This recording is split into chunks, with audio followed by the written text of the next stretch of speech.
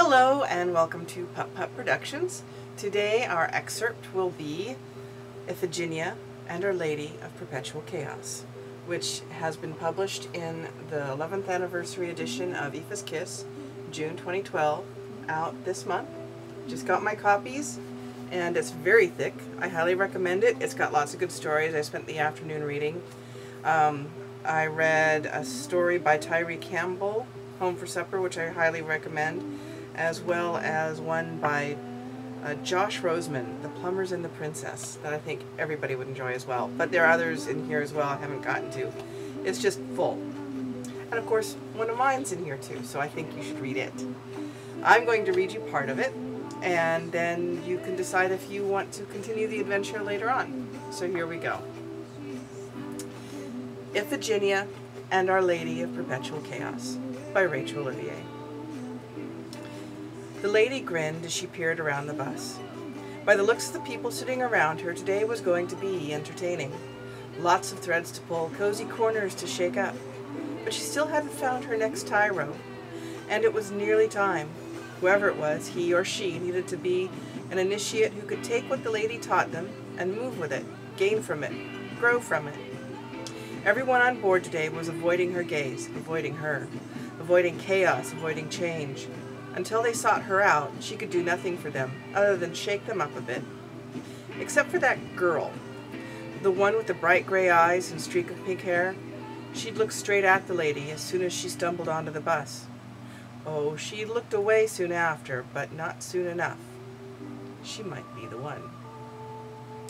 Iphigenia watched the 217 Fairfax bus hump over the hill and trundle south toward her stop at Melrose, her gray eyes squinting against the sun. Then, remembering them, she brought her sunglasses down from their perch on her head. Seeing how close the bus was getting, she looked down into her capacious shoulder bag, frantically looking for her shuffle. As she pawed through her lunch, commuter thermos of coffee, books, pens, lists, and notebooks, her sunglasses fell off her face and into the bag. Ack! I can't find anything in here. Need my iPod. I just need my paperclip, damn it! The only other person at the bus stop was taking advantage of the bus shelter to escape the sun, and looked warily over at the girl, shaking her head as if in disgust, and clucking her tongue. She wrapped a dirty scarf around her head more tightly against the morning glare, and shuffled into the 6 inches of shade in the shelter. Girl don't even know what she got, the black woman muttered.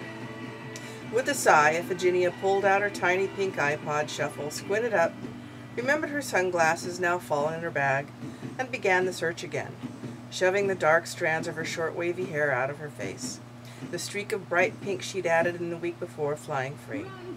A friend of hers had started calling the shuffle her pink paperclip, and the name had stuck, since it was about the same size, clipped anywhere, and seemed to hold her together, especially on her commutes to and from work. Ha! Gotcha! The woman in the bus shelter jerked at the sudden cry, and becoming unbalanced, sat down hard on the bench, giving Iphigenia a dirty look. Ignoring the woman, Iphigenia smiled in triumph at finding her sunglasses and stuck them on her face. Oh shit, where did I put my bus pass now? Iphigenia dove back into her bag, searching for a wallet, and tapped that bus pass. Humph. Can't get sleep anywhere these days, the woman muttered, leveraging herself up and moving off, clutching her bag to her chest. I know! Iphigenia stuck her hand in her jeans pocket. Here it is, with my phone! She grinned sheepishly at the woman's back and sighed. She'd chased off another one.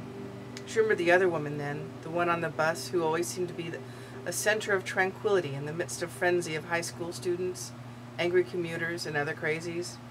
Will I see her again today?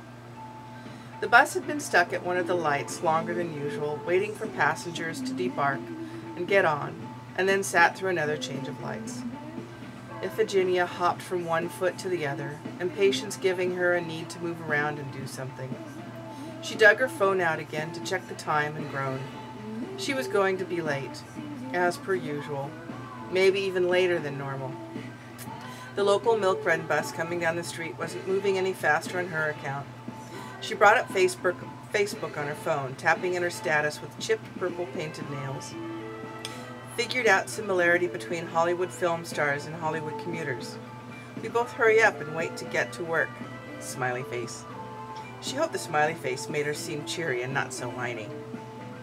Consigned to her fate, Iphigenia stuck the iPod's earbuds in her ear and flipped on the shuffle, sinking into Florence in the machine. The cocoon of sound felt like a wall of protection as she shrugged into crowded seats or stood clinging to metal bars and plastic straps mile after mile over pothole-pitted roads. It kept the public transportation madness at bay, while still allowing her to hear when the mix of English, Spanish, and Mandarin traveled one notch past disgruntled and into angry, from order into disorder. It was her own private soundtrack. It filtered out the chaos. Iphigenia paced around the Fairfax bus stop pole, nodding to the music and trying to ignore the fact that she was late and that the mid-morning sun was baking through her sunscreen. She reached for a tap card as she saw the bus finally come through the intersection to the bus stop. The shadow of the bus crept over her face, offering relief from the glare, doors folding open to let her on. Iffy checked to make sure her shuffle was clipped securely. She'd had some scares on crowded buses with it working loose, dangling free from the cords hanging on her ears. She couldn't afford to lose it. Elbowing her way past other riders on the bus, Iphigenia pushed back toward her usual seat, the one right behind the back door, but the woman was sitting there, the one Iffy had noticed before. So she took the seat behind instead, next to the window, crawling over the passenger in the outer seat. She checked the audio level on her player, pulled out a book, and settled in for the second and longest leg of her three-leg trip. The lady sitting quietly in front of Iffy had long, white, striated hair with single black strands clipped back with rhinestones. Onyx and silver pendant earrings dangled from her ears. Iffy peered up from the book she held as armor in front of her and noticed a twinkle of marcasite. Why didn't the woman ever speak with anyone? The lady looked older than other seniors who took their short trip down to the West Side Jewish Community Center, dressed up for an afternoon of dancing and playing cards. The men dressed up in their best vests and jackets. The women wore their hair up, jewelry from the old country on their necks, arms, and ears, sparkling in the LA sun as it filtered through the bus's dirty windows. The seniors didn't seem to see the woman, or if they did, if he noticed, it was with a furtive glance and a decided look away. The lady had more lines on her face than they did, more notches of experience crisscrossing her sun-baked skin. But to Iffy, she also seemed younger than the other seniors. Maybe it was her hair. She never wore it up, bound, clipped, and sprayed like the other women of what Iffy assumed was her generation. It was always down, flowing over her shoulders in white, silvery waves of spun glass. And then there were her clothes. Long, flowing skirts, fluttery, feminine organza blouses, and stylish boots. And black. Even in the dead of summer, she always wore black. This morning, if you noticed how the motion and commotion that passed for commuting on LA's MTA swirled around the lady, never touching her as she sat quietly in her seat. Slowly, Iphigenia put her book away as she watched the dance of people around the woman. They sat next to her, moving and talking around her, yet never to her. Iffy decided she wanted to get a picture of the sun glinting off the woman's hair, her earrings, to capture that intriguing something about her. Cell phone pic or old school drawing? The bus jerked. The woman turned, and Iffy watched as she gave a commuter a dirty look, black eyes gleaming as they stood next to her seat, texted on their cell phone. The look sent chills up Iffy's spine. Drawing it is, then. Iffy eased out her drawing pad and pencil, trying not to bump elbows with the man napping next to her. First, she focused on the hair as the sun coming through the windows hit it. Then the earrings, trying to shape them, shade them, to get them down despite the stops and starts that were the obstacle course the bus was traversing. She almost had the earrings, almost, but she needed to get the eyes. She closed her own eyes and willed the lady to move around so she could get a glimpse. Had they been black, brown, or the watery blue of age? Iphigenia had an uncontrollable urge to reach out, tap the woman's shoulder, make her turn around.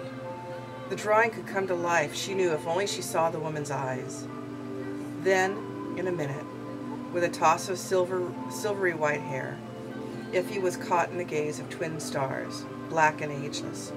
The woman looked down at the drawing pad, saw what Iffy was drawing, and then smiled at her slowly, and winked. Crash! The bus hit a pothole, all the tires on the street side going in and out of some sinkhole from past rains. Iphigenia barely lifted her pencil in time to save her sketch.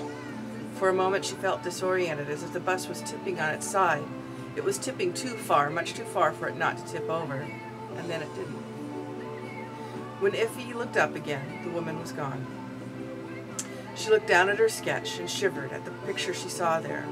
The woman's eyes gleamed at her from the page, wicked and mischievous, a trickster in wolf's clothing. Below the picture, an old-fashioned copperplate, nothing like Iffy's own scrawling penmanship, a title, Our Lady of Perpetual Chaos. So the story goes on from there, if you're interested. I know it went on a bit long, but maybe you enjoyed it, hopefully. Again, Sam's Dot Publishing Bookstore, Aoife's Kiss, pick it up. Thank you.